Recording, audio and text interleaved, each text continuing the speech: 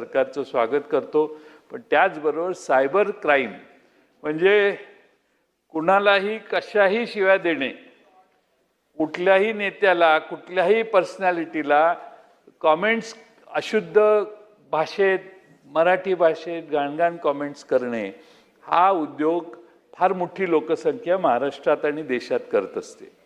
काही इन्सिडेंट झाला की त्याच्या खालचे कमेंट्स वाचा, सरळ कमेंटच नाहीत, कुणाचंही माप काढायची व्यवस्था आहे.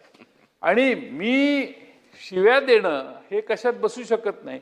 त्यामुळं हे पोलीस डिपार्टमेंटमध्ये आपण तरुण आहात, होतकरू आहात, रामदास कदमांचा तुम्हाला वारसा आहे, त्यामुळं तुम्ही याच्यात लक्ष घातलं तर अशी फालतू कमेंट करणारे लोकांना तिथल्या स्थानिक पोलीस स्टेशनचा पोलीस जाऊन आत घालून 24 तास आत ठेवायची तरी प्रोव्हिजन करा. बिफोर कोर्टासमोर जायच्या आधी 24 तास त्याला पडली पाहिजे. काही कोणावर काही ताळबंदच राहिला नाही, कुणाचीही अब्रू घालवतात, कुणाचीही काहीही करतात आणि आपण काही करता येत नाही असं समजतो. त्याचा एक कायदा ह्या अधिवेशनाच्या संपायच्या आधी आपण मंत्री महोदयांना अश्लाघ्य, अश्लील, घाणेरडी, शिव्या शाप देणारी कॉमेंट्स कुणावरही केली की स्थानिक पोलीस स्टेशनला तक्रार केली की 24 तासात त्याला आत आणून कोर्टासमोर न्यायचा नाही. पोलिसांना अधिकार द्या एक 8 दिवस आत ठेवायला आणि मग 8व्या दिवशी कोर्टासमोर न्या, सगळं बंद होईल. कारण असली लोक घाबरट असतात. युपीत आहे. मग योगेशजी आपणही इथं हा कायदा केला पाहिजे.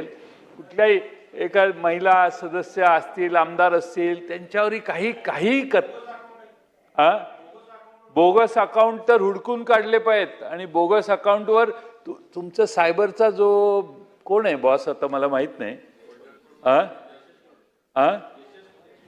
यशस्वी यादवला सांगा तू अयशस्वी आहेस, खरंच सांगा. मी आता फोन करून सांगतो यशस्वीला, अरे काय चाललंय, कोणी कुणाची माप काढतं. मुख्यमंत्र्यांचं बाकीचं जाऊ दे, मुख्यमंत्र्यांनाही काही कॉमेंट करू शकतात ही लोक. आणि गावात कुत्रा गावात विचारत नाही, पण तो मुख्यमंत्र्यांची आणि देशाच्या प्रमुख नेत्यांची याबद्दल काही कॉमेंट करतो. दिस इज नॉट फेअर. काहीतरी डेकोरम पाहिजे. आणि म्हणून माझी मत आहे, आग्रह आहे, आज रात्री बसवा. तुमचे कोण सेक्रेटरी आलेत का? तुमचे सेक्रेटरी बिलाच्या वेळी अध्यक्ष महोदय येत नाही. अध्यक्षांचा आदेश आहे की बिल असताना, प्रश्न असताना, लक्षवेधी असताना त्या खात्याचे सेक्रेटरी आले पाहिजेत. आणि त्यामुळं तुमचे सेक्रेटरी का आले नाहीत ही पहिली नोटीस कागदावर लिहा आणि पाठवून द्या. आता मॅडमना जाऊ दे एक नोटीस. वेळेवर असलं पाहिजे. तुमचं बिलाला तुम्हाला आम्ही काही विचारलं आणि तुम्हाला काय इश्यू झाला तर हे तर देतीलच माहिती. हे यांना सेक्रेटरीपेक्षा जास्त माहीत असतं असं माझं मत आहे. पण तरी त्यांनी हजर राहायला पाहिजे डेकोरम म्हणून. पण माझी विनंती आहे की हाही कायदा आपण लवकरात लवकर करावा.